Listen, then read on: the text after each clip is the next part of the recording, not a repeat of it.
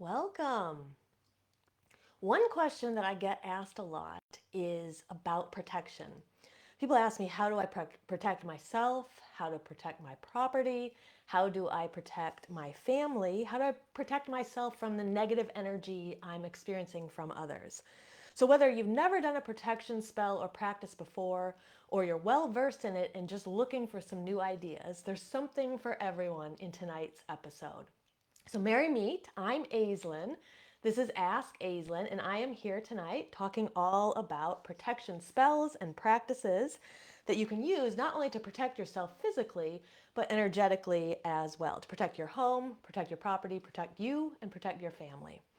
So, if you are here with me live, hi, welcome to everybody. You can leave questions and comments in the chat, and I will answer those as I go, and also at the end there's a Q&A.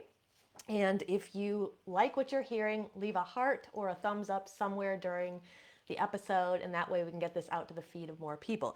Now, if you're watching back later on YouTube and you're not already a subscriber, make sure you subscribe to Body, Mind, Witchcraft so you don't miss any future episodes. All right, so I am going to dive right in, and I wanted to start by talking a little bit about the lunar phase that we're in right now, because this has to do with why I chose to do this episode at this time. So, right now, we are in the waning crescent moon. We're about to move into the balsamic moon on Friday. So, I'm going to explain what all of that means, and there's a reason why sometimes people are a little bit more apt to be doing protection spells at this time. So the waning crescent is the last 7 days of the cycle. So what that means is when you get to third quarter, this is where we'll see half of the moon illuminated. We have moved into that waning crescent phase. Now, when we get to the balsamic phase, that's the last 72 hours of the cycle. Now, during this time, the veils are a little bit thinner between the worlds. It's kind of like if you're following the wheel of the year and you know that Samhain, from Samhain to Yule, is usually the veils are quite thin. The same thing happens during the lunar cycle. Not quite as pronounced, but it's still there. And so, what this means is that we're a little bit more sensitive to the energy around us, and this is especially true for those of us who are empaths, clairsentients, have kind of heightened abilities. We may notice that we're just a little bit more sensitive. So people may feel more anxious at this time, they may feel more depressed, some lower energy, lower moods at the end of the cycle. And it's hard to know, for those of us who are especially sensitive, it's hard to know how much of this is coming from us and how much of this is coming from outside of us. So this is why protection spells can be really good at this time, or practices, because they can help bolster your aura. That's one thing we're going to talk about. And just little practices you can put into place when you're feeling anxious, when you're feeling more sensitive, when you're feeling you're picking up more from others. And not only that, we're also going to learn how to protect the house, protect the car. Some of these practices can be used to protect your kids as well, your pets. So I'm right in because there's a lot that we are going to talk about tonight. So I'm going to talk about 8 protection spells and practices you can use anytime, but they're especially good for right now. All right, so number one. So the first thing I'm going to talk about, and these are in no particular order. The first thing I'm going to talk about is protecting yourself with the banishing pentagram. So the banishing pentagram is a technique that I use a lot, and it's very, very simple, and it can be used outside in the world. In a lot of ways, some witches might use this the way that a Catholic crosses themselves.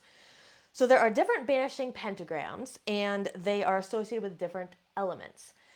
But the general one that I use, to me, is the most simple one, and this is a practice, the one that I'm going to show you tonight, which is part of this practice little kind of mini spell that I like to use. So I don't know if everyone draws a star the same way, so I would say that this particular way of drawing the banishing pentagram is the way that I would draw a star if I were drawing it on paper. But everyone might draw it a little bit differently. So I'm going to use instructions to show you how. And just know, because you're watching back on the camera, this is mirrored back to you opposite. So I'm going to use the words to instruct you too. So you want to start in the lower left-hand corner when you're drawing it. You draw with your finger, and you'll draw up towards the top. And then from there, you're just going to draw a star. So it just comes down the lower right and then across, just like you were drawing a star in the air. So the important thing here, though, is just we want to start at the lower left and draw our star. Okay, so that in itself is the banishing pentagram. It can be used to banish energies, but I like to put it into a little practice that I'm going to show you. And I use this practice to protect myself. So, for example, I do a lot of hiking. Though some of you know I do a lot of mountain climbing and mountain hiking, and these are very long hikes. So by the time I am coming back down, it's dusk, and sometimes I don't get down until an hour after sun has set. So it's quite dark. So I like to protect myself with this practice, not just because of other people, but because of animals and things, and it's dark. So what you do is you start in front of you, and you draw that same banishing pentagram in front of you, and then I like to say protection in front of me. Okay, so then I would turn around and I would draw it behind me and say protection behind me. And then I turn to the left, protection to the left of me. Turn to the right, protection to the right of me. Draw it above you, protection above me, below, protection below me. And then I imagine kind of encircling myself with kind of white light, and I say protection within me, and I draw the pentagram one more time, and then just imagine the light encircling me. And then I do that 2 more times because there's kind of this nice energy with 3 or 9. 9 is a lot, so I like to use 3. So I would start the whole practice again. Protection in front of me, protection behind me, protection to the left of me, protection to the right of me, protection above me, protection below me, and then protection within me. And then I just imagine encircling myself with white light, and I would do it 1 more time. I have found this practice to be very helpful. So like if I'm walking and I feel there's someone behind me, I hear footsteps and I kind of sense energy that's like a little off, I'll do that practice. And it's very quick. You could just do it really small too. It doesn't have to be big and elaborate or, right? You could just do it really small and people don't even really know what you're doing. Now, I also like to do it to protect my car. So sometimes when I park, because people are on these hiking trails, they leave their cars for long periods of time, thieves know this is a good place to come and break into the car. So inevitably we see glass all over these parking lots where the cars are parked at the trailheads. So I will do this same thing, and I'll just do it in my car. So I just imagine, I might be standing outside of the car and just imagine drawing the pentagram in front of the car, behind it, to the left, to the right, above, below, and then within. I do that 3 times, and then I feel like my car is protected. You could do it to your front door, right? Your house, a child, a pet.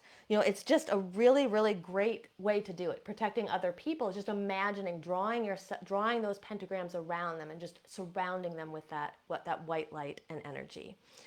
So a simple practice, I find it to be highly effective, but it's one you could start doing today whenever you're feeling you need a little extra protection. And Melinda, hi Melinda, as you said, does it matter which hand you use to draw it with? No, I draw it with my right hand because that's my dominant hand, but you could draw it with either hand. Absolutely. All right, just saying hi to those who are joining us. So that's our first practice. So that is the banishing pentagram. Now, for those of you who end up joining my course, Demystifying Witchcraft, I'm going to be teaching all of the different pentagrams in there too. So there's different ones for the different elements. And so if you're really interested in learning about those, you'll be able to get those in the course. All right, so the next thing I'm going to talk about is the witch's bottle. The witch's bottle is usually used to protect property. So it is a very effective practice for protecting your property, and it doesn't matter whether it's a house or an apartment. You can do it for an apartment as well, and I'll tell you how. So we know that the use of witches' bottles date back several hundred years. I'm not sure the exact number of hundreds of years, but I know there's been excavations in places where they have found them, they pulled them out of the ground, and they have been found buried mostly on properties. Now, people are not entirely sure what the practice was done for, whether it was, why are they called witches' bottles? Was it that people were trying to protect themselves from the so-called witches, or were witches trying to protect themselves from other people? We don't really know. The jury's kind of out on which way it was used. It was probably used both ways, in my opinion. But what I do know is that modern witches use these to protect their property.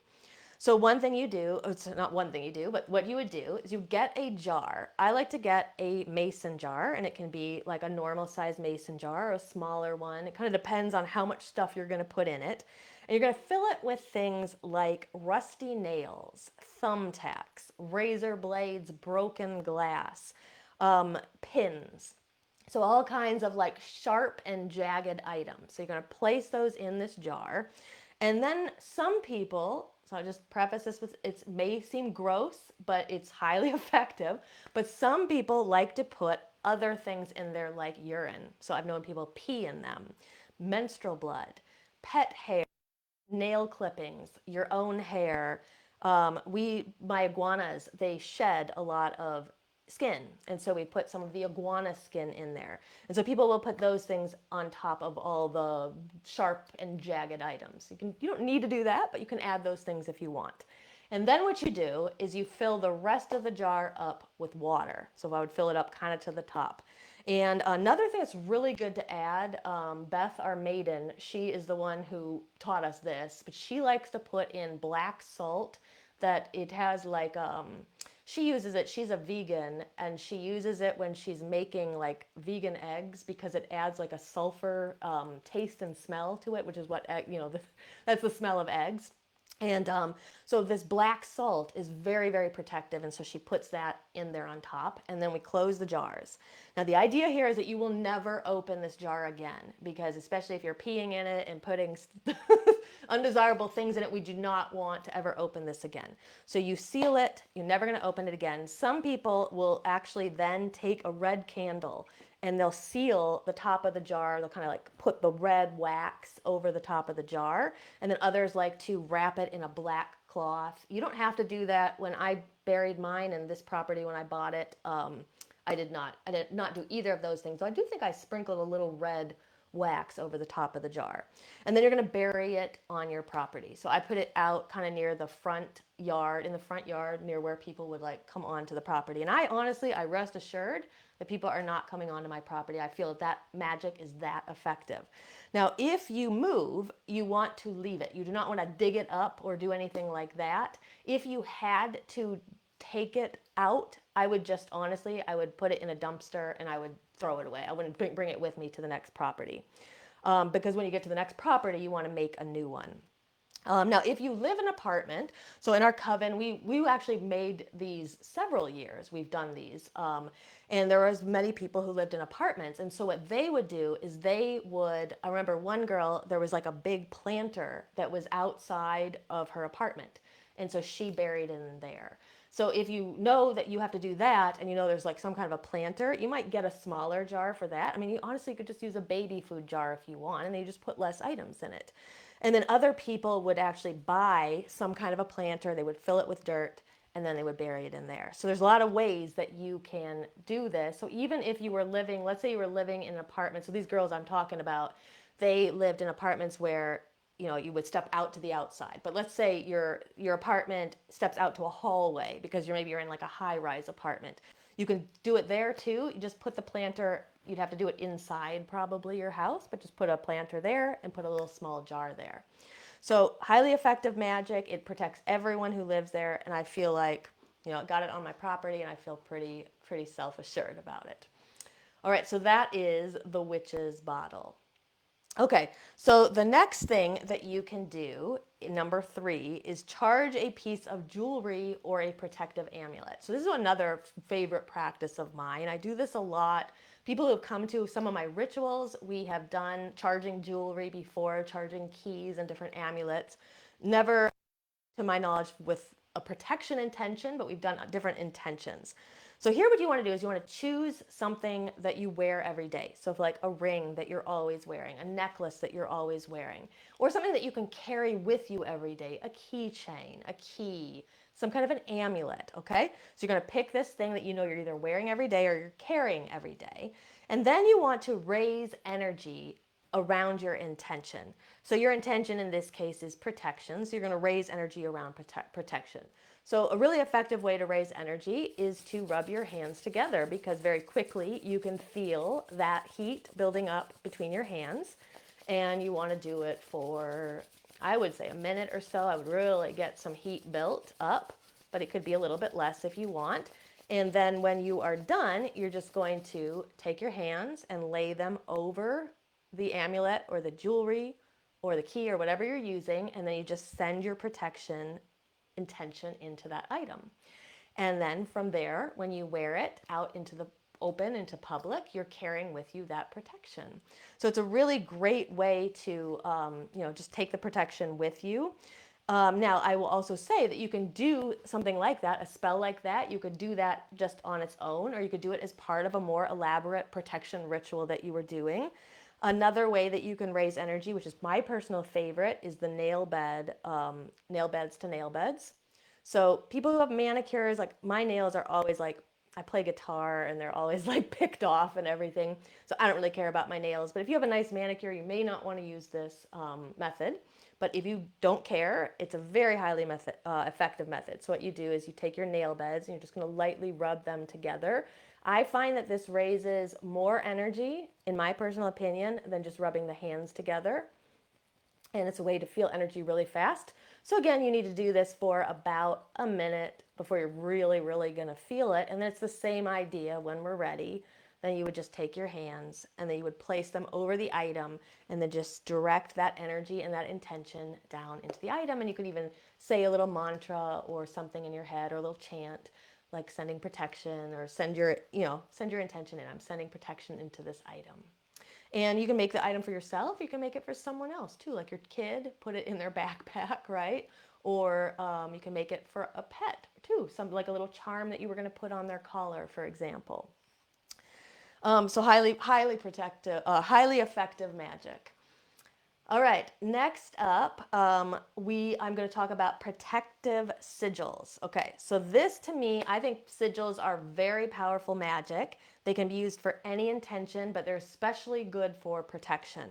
So you want to start with a very simple intention. So since we're doing protection today, we're going to have our intention be, I am protected.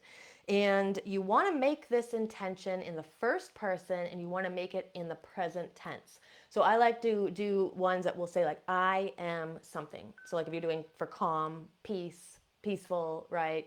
Prosperous, you could do any word there. Here we're going to do protected. You can also put them in like I have, so like I have abundance, but the idea here is we want to make them all in the first person and we want to make them in the present tense. Okay, so I'm going to demonstrate it. I've made it already so that I don't have to make it here, and I've not been able to figure out the sharing of the screen on Facebook Live yet, so if I could share it, I would just draw it for you. Okay, so here is the first one. So I started with I am protected. Right? Okay? Okay, so from there, what you're going to do is you're going to take the letters that are vowels and you're going to cross them all off, and you're going to take off any double letters. You're going to cross those off as well. Okay, so I'm going to show you the next version of this. So after I crossed off the vowels and crossed off the double letters, it looks like that. We had 2 T's, so I crossed those off and I got off all the vowels as well. Okay, now from there, you're going to write down the letters that are left. So this was all that was left. They should only be consonants, and none of them should be repeated. Okay, so that's what we got left.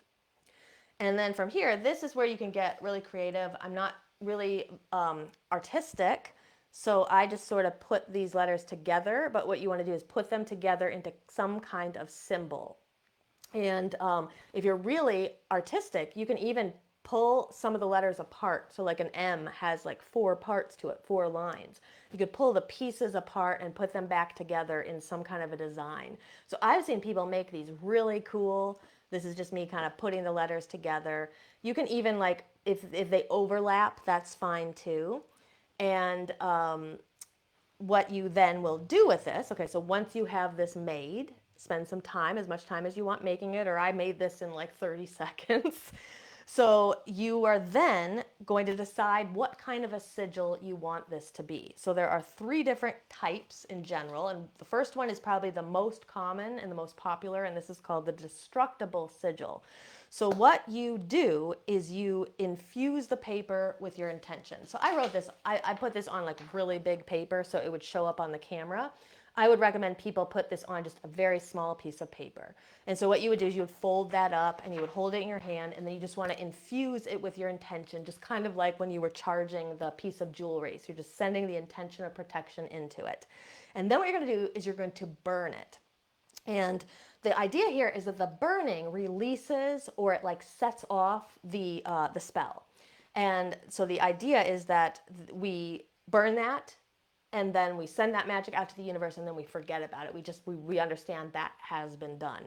Now, sigils like this, the sigils of old were made, most of them were made to be destructible. Many of them were often made on wax.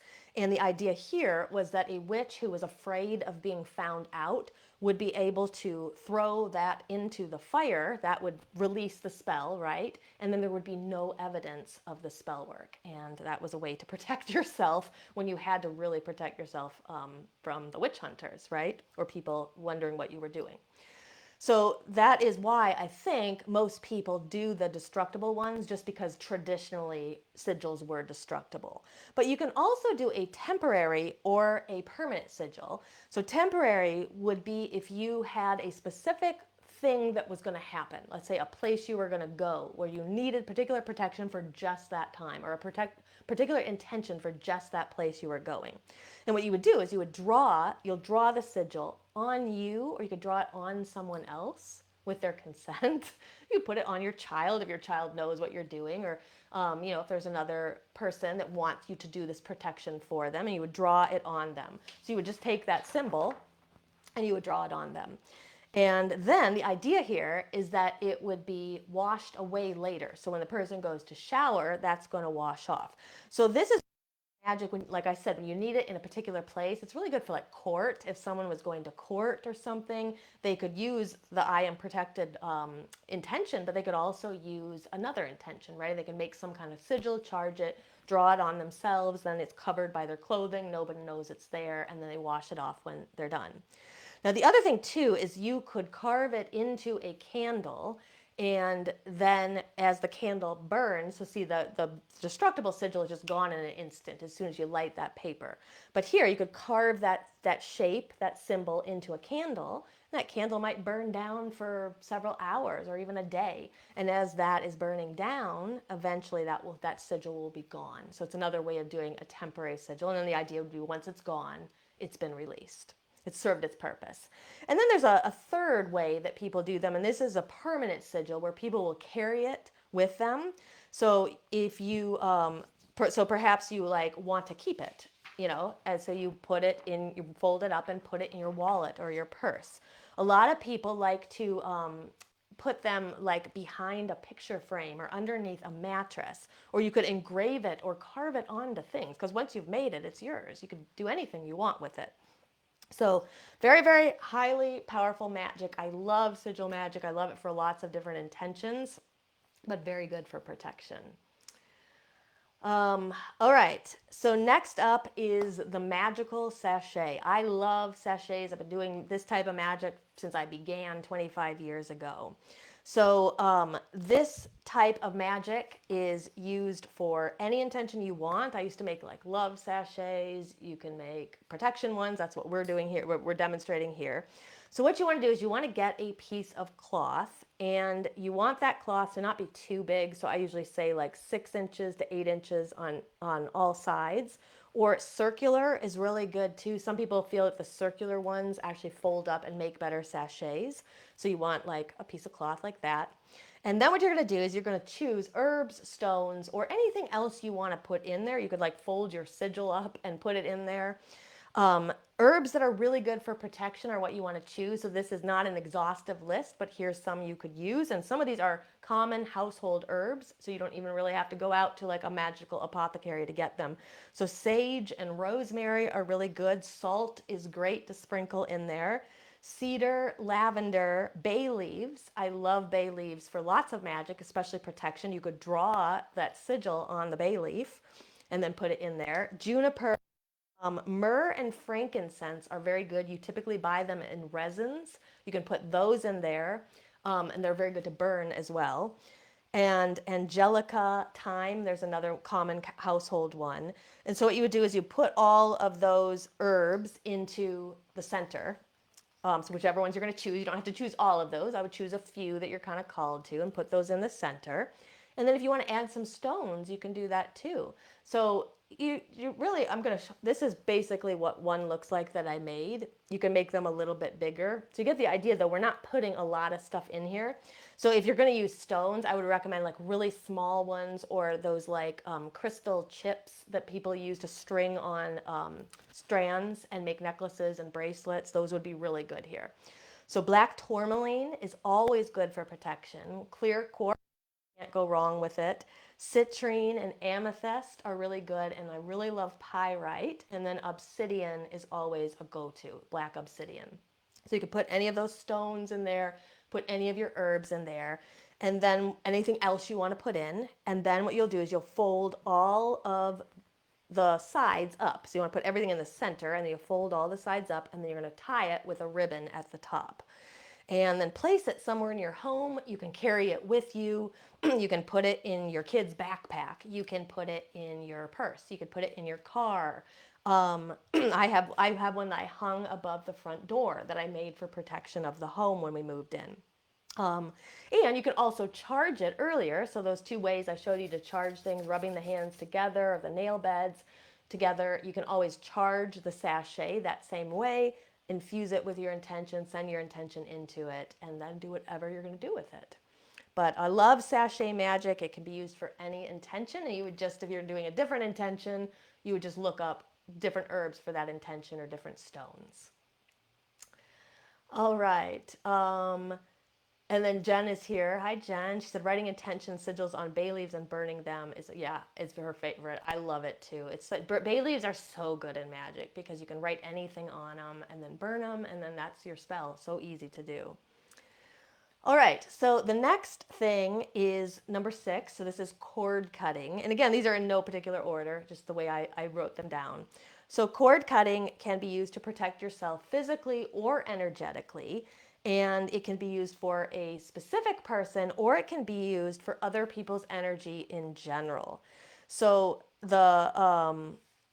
probably the most popular way that people use cord cutting is by tying. They would take a ribbon. I would try to make it thin because there's an element of fire that we would use in this method, or a string, even better, would be very good. And you have 2 candles, and you want to have them really secure. So I'd make sure they're very secure in their holders. And then you're going to tie the ribbon between them to connect them. So you just kind of wrap it around them or tie it in the middle. And what you do then is when you light the candles, eventually the fire gets down to where that cord is, and it's just going to burn it very quickly, and it'll sever that connection and that cord. I recommend with fire, when anybody uses fire, to just make sure that you are doing it safely. Put it in like your shower stall or a bathtub or something, because you never know when that cord catches on fire. It drops. We want it to drop down onto the ceramic tile or something like that. And I would monitor it too as it's doing it. So that is a way that you can do the cord cutting with fire. And so the idea here is that it's you setting the intention. So if you're trying to cut your tie with a person, so perhaps there's like, you need protection from a person. So when we were much younger, my roommate and I, we had to protect ourselves from her ex. And so we actually did a cord cutting like this because we didn't want him coming near the apartment any longer. So you can protect yourself physically from a person that way. But if you're somebody who's just picking up a lot of energy and you just want to kind of protect yourself in general, you can also do a cord cutting. So just do it to kind of sever that connection between like all that energy, negative energy that you're picking up from others. Now, another way that you could do the cord cutting if you don't want to use fire is you can take a knife and you just simply, sit down and you think about your intention. I'm trying to sever my energetic connection with this particular person, or I'm trying to sever a physical connection with that person, or I'm just trying to kind of sever my connection from negative energy in general, and then you would just cut it with a knife. And that's another way to do the cord cutting. And then what I do is I would oftentimes like bury the cord afterwards, whatever was left of it, or just dispose of it in some way. But I like to sometimes bury it. And cord cutting is a good way to protect yourself. Okay, so next technique is the aura cleansing. So aura cleansing is an energetic technique. So a lot of these other ones we learned about were like spells, we're actually doing things. But the aura cleansing is an energetic technique where you will get into a light meditative state first, and it doesn't have to be anything deep. Just closing your eyes and breathing deeply for a few minutes is enough to get you into an energetic state, light meditative state. Now, what you'll do then is once you're in that state, you want to try to sense your aura. And this is easier for some than others. It doesn't really matter, like if you're really good at it or you're not really great at like sensing it or imagining it, it doesn't really matter. You're still doing the work. And what you'll do is you're going to try to sense the aura and just notice if there are any dark spots on the aura. So your aura is thought to extend out from your body by, it differs what people say. Some people will say like a foot, some people will say 2 feet, some people say even larger. But I would generally think about, 6 to 12 inches from you. And you're just noticing any darkness or any dark spots that are in the aura. Some people will actually notice holes even. And some people may notice cords, but it doesn't matter what you notice. We're going to try to wash all that away. So if you can't sense it, you can still do this technique. If you can sense the holes or tears or things like that, you'll want to try to sew them up. So just imagine yourself like sewing up any tears in your aura or any holes that are there, plugging them up, repairing them. For those of you who sense some darkness there, you can imagine just washing it clean, like having like a scrub brush or a cloth or a washcloth and just washing them clean. And if you can't imagine anything, you can still do that same technique. Just kind of imagine a brush and just imagine yourself just brushing all around your aura and just clearing it and cleaning it. And you can do this daily, but I think it's also really good. Like if you're in a large group of people and you're particularly sensitive and you know that you're going to pick up and bring it home, do this technique when you come home. And see if that helps. Do it every time. And if the first time doesn't help and you still feel like you're still carrying some of their energy, do it again. It's okay. It's something you can do over and over and over again. Now, if you want some protection while you're in that crowd, so the aura cleansing is something that's very good to do afterwards, after you're done. But if you want protection while you're in the crowd, you can imagine pushing your aura outwards a little bit. So like I said, your aura is generally about a foot.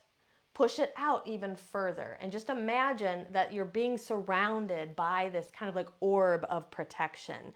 And imagine that orb being impenetrable. So set the intention that you're only going to allow the energy of those that you welcome into your aura. And so otherwise, the energies of the people that you don't welcome, it is impenetrable to those energies. You could do this before you go to the large gathering. You kind of like set it like before you go into the room. But if you're in there and you feel like you need more, just go to the bathroom or something, right? Just excuse yourself and then sit in the bathroom and just imagine doing this again, like pushing the aura outwards for a few moments, and then you can go back into that crowd. And then remember, when you get home, don't forget to cleanse your aura when you get home. So if you do this, a lot of people find this to be very effective, especially good for people who are really sensitive when they're in bigger crowds, or even not even big crowds, but just let's say you have to go to a family gathering and you know that there are people in your family that you always picking up negative energy from them. Try these techniques and they can help. Okay, and number 8, the final thing is protection mantras and chants. So there are a lot of protective mantras and chants that you can use. My favorite one is Ekonkar, and so I'm going to share that one with you today. I find this to be highly effective. The person who taught it to me, she said that this makes it as though you are invisible to evil, and in fact, people call this the mantra of supernatural protection. So there are a lot of stories about people using it. The Sikh soldiers, when they would go out into battle, would use it. There are like stories of them singing and chanting this mantra before they went into this battle where they were known to be outnumbered, and they would come back unscathed, the stories say. So you chant it very easily. I'm going to tell you the words. It's in Sanskrit. It can be hard to remember them. So after I get off of this live, I'm going to go ahead and type them down below as well for anybody who wants it. And then I'm actually going to sing you a version too that I learned. So the chant is Ek Onkar Sat Kar Tar. And then you repeat that again, Sat Kar Tar Gur Bar Akal. So it goes Ek Onkar Sat Kar Tar Sat Kar Tar Gur Bal Akal. Okay, so again, I'll put those letters or put those that chant in the comments for anybody who wants it. Now the translation is there's many translations, but one that I really like is by the grace of the infinite, the universal consciousness has become my all-pervading protector. So I love this mantra. I have used it over and over and over again. There's actually a version of it that was taught to me, and it was set to music by Dr. Joseph Livry. And it goes like this. So I'm going to sing it for you once. And I'll tell you, I've sang this in my car. So once I was driving across the desert in the middle of the night, and in these areas, it's like 100 miles to the next like town. And my car's warning gauges went on. I was like the middle of the desert. And at that point, I think I was like 75 or 80 miles from home. And so I started singing this song, and I made it home. Nothing happened. And I've sang it before when I was walking out at night, and I started to feel kind of nervous about energy around me. So it's just a really good chant to have. And you can, like I said, you could chant it or you can sing it. So the version I was taught goes, Ekonkar sadakartar sadakartar guru balakal. Ekonkar sadakartar sadakartar guru balakal. Ekonkar sadakartar sadakartar guru balakal. Ekonkar sadakartar sadakartar guru balakal. You can go on and on. I would just sing it. I was just singing it in the car. And a very, very protective mantra. So again, if you don't like the singing, you can always just chant it. Ekonkar Satkartar Satkartar Guru Bal Akal. And that is the protective mantra of this mantra of supernatural protection. Okay, so I'm going to open it up for the Q&A now. I've got a couple questions that were sent to me earlier, so I'm going to start with them. And if anybody's here live and wants to ask any questions, it doesn't have to be about protection. It can be about anything.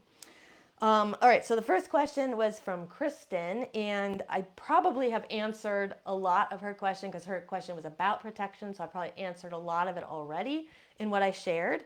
But I'm just going to kind of reiterate what I would advise someone who has this question to do. So she said, are there any protections that are specific to when I have to be around a group of people?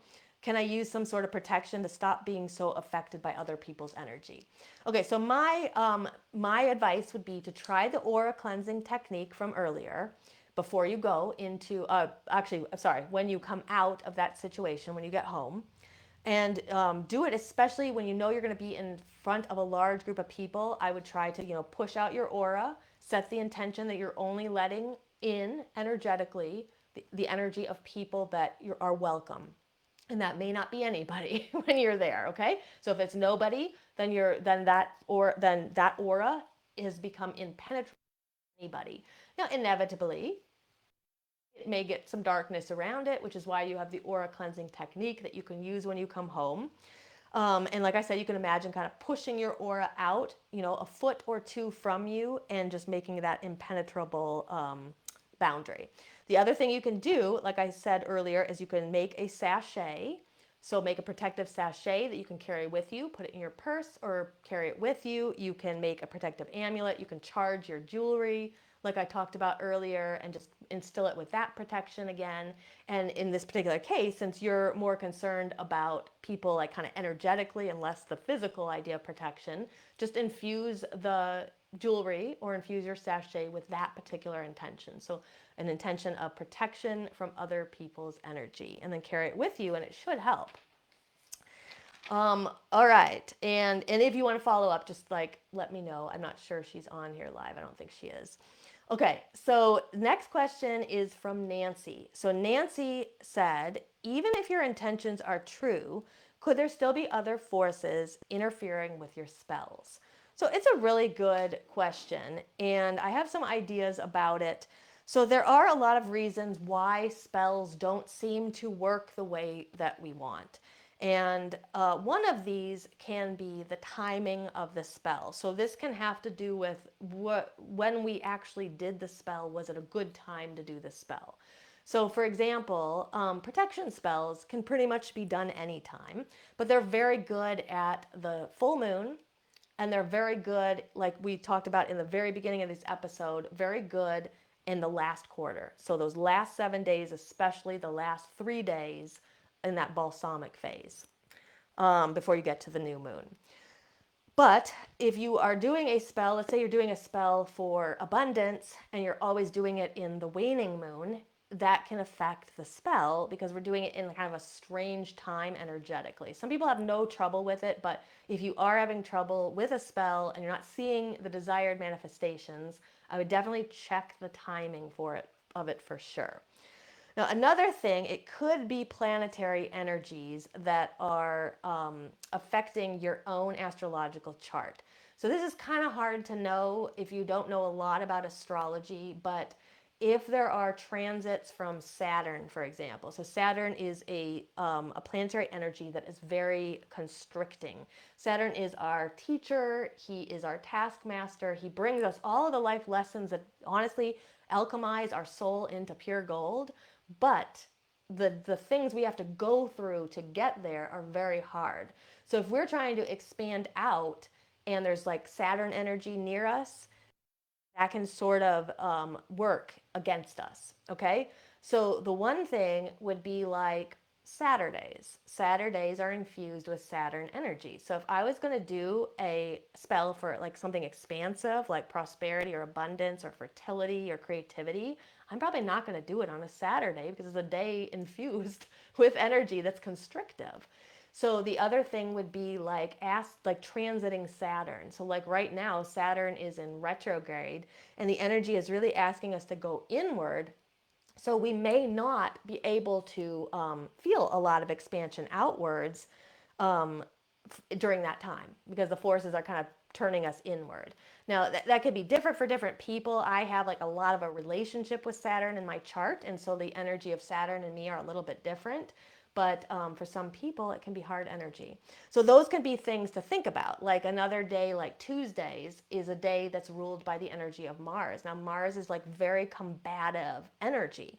So it's good for, and hot energy. So it's very good for like passion, like sex spells and things like that. Or like if you, you need a spell to like really like strengthen your like warrior aspect in you, Tuesday is great. But if you're doing a love spell, I wouldn't be doing a love spell on a Tuesday because that is the opposite energy than what I want to bring in. I would want to do that more like on a Friday, which is the day of Venus, or I might want to do it on a Sunday, which is the day of the sun. By the way, Sunday is the best day for all things. It's the day of the sun, so it's just like the most powerful day energetically. Um, so that can be one thing. So kind of timing of the spells. Another thing that's related to timing is like the length of a spell. So sometimes we have this idea that we do a spell and our results should be immediate. Some spells, the results might not be seen for 6 months or more. So I always like to tell people that, let's say I'm going to do a spell on the new moon, for example, that's coming up, right? And if you look at forward 6 months from now, so if you figure out what sign the moon is going to be in and look forward 6 months and see where the opposite moon, when it gets in that same sign, that's a kind of a time frame where you can look back and you can kind of see the results of spells that were started 6 months earlier. So for example, if the moon is in, let's say the new moon is in Capricorn, for example, then you would look forward 6 months to the Capricorn full moon. If you did the spell on the Capricorn new moon, look forward 6 months to the Capricorn full moon, and that gives you a time frame of when you might expect the spell to manifest. So I tell people too, the bigger the intent, the more time it may take, and you may have to repeat the spell. It's always okay to repeat the spell. So I have a particular spell that I repeat every full moon because it's a big, big spell that I'm doing. So that can be a thing. You might need the repetition. And another thing that repetition does is it helps people with their self-belief. So even if you don't think this is in your way, it's often in the way of a lot of people, is we have to really ask ourselves about any limiting beliefs that we might have surrounding that intention. And we really want to try to work through some of those, which can take some time. But repetition of that spell can really help with our self-belief. Now, the other thing is there can be energetic blockages tied to specific chakras around a certain intention.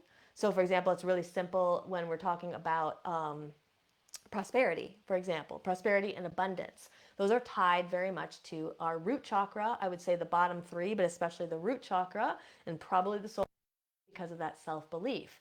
And so that kind of work can take a long time to resolve. It can take months and months and months. But I know Nancy because she's been in our membership for a while, and I know you've been working really hard. And you've been making a lot of progress. So don't feel that just because your spells aren't showing you what you want right now, don't feel that you're failing at it in any way, because you're not. You're making a lot of progress, but it could just mean that there needs to be some more time and more working through those energetic blockages, perhaps in the root and the solar plexus. So if you're not seeing the results you want, one of my best pieces of advice to people is like continue to work with any chakras that are involved or related to that type of intention, and continue to work through them, and eventually that energy starts to ease up, and then you might start to see some changes. I know for myself, I've been working with the same chakras for a long time. So I know it's disappointing to hear it, like it takes a while, but it really can take a while. So just don't give up. You're moving forward. Okay, I think there's some questions in here. Let's see here. Melinda said she's never worked with her aura before. Do you have any tips for me? I think the best tip is just to kind of start. So if you've never worked with it before, you might surprise yourself and you might be really good at it. You might be able to sense it right away. Some people can. But for a lot of people, it takes time. So I just recommend just practicing, closing your eyes, going into that light meditative state, breathing for a while, a couple minutes, get in there, and then just see if you can sense it. And even if you can't, imagine it's there. So just imagine that kind of boundary that's surrounding you, right? Because we have this energetic body that expands outside of us, and though we don't have measurement tools right now that can measure this, we believe it surrounds us, right? So you just kind of imagine that this is there, and scanning it for like dark spots or tears or holes. And the more that you do that practice, the better you'll start to get at seeing it, at feeling it, at sensing it. So the other thing is working with your chakras also helps very much with the aura, because they're so connected. They're all part of the energetic body. And the chakras are, the energetic center. So they're very condensed energy, but then that energy expands outward, and that is what creates the aura. So working with your chakras, especially if you're newer to the aura and just starting to get to know them and understand them, what does the root do? What does the heart do? How do we work with them? Starting to do that, you'll begin to sense and be able to work with your aura a little bit better as well. I see Kristen is here. Okay, cool. I hope that helped. So, I know you had mentioned earlier, Kristen, too, about some of the ashes from the fire that you had tended. So you could put those in the sachet as well, or in the witch's bottle, too, that I described earlier. Okay, so if there's any other questions, put them in the chat. If you're not here live, you can put questions in too, and I will go through here later and I answer everybody's questions. Or if they're something I want to share, I might put them in the next week's episode. But while we're waiting to see if there's anybody who wants to put in any remaining questions, I just want to tell people that there's still a few hours left to sign up for my course, Demystifying Witchcraft. It closes tonight at midnight. This is Wednesday night, July 12th, and it's going to close at midnight Pacific time. So this is a 12-week comprehensive course. It's based on all the teachings and trainings I use in my own private coven, and I'm offering it at a highly discounted rate right now for those who want to take it with me live. I'm going to be teaching it from starting tomorrow night. I'm very excited for our first class, but I'm going to be teaching it from now until the end of September. And if you're interested and you haven't signed up yet, you'll find a link in the comments where it'll take you to a sales letter that will explain a little bit more about the course. It's got the syllabus, it's got all the information you need to know, plus some links to purchase the course if you're interested in it. So those of you who can't come live, you don't have to worry. Everything is recorded. The replays are available. There's a class portal you get as soon as you sign up, and that will have all of your replays in it. And the best part is that I don't know how big this course is going to get. I plan to sell it in the future for probably 2 to 3 times as much as I'm offering it right now. And I'm going to be adding extra modules to it and more material to improve it. And as I do that, the people who have signed up for this very first round, you get all the extra stuff at no additional cost. So, like I said, our doors close at midnight. So if you're interested, click on that link in the comments and go check it out. And if you have any questions, I'm around for the rest of the night. So you can email me at aislinlumina@bodymindwitchcraft.com, or you'll find that email in the letter as well. And you can also message me, and I will answer any questions you've got.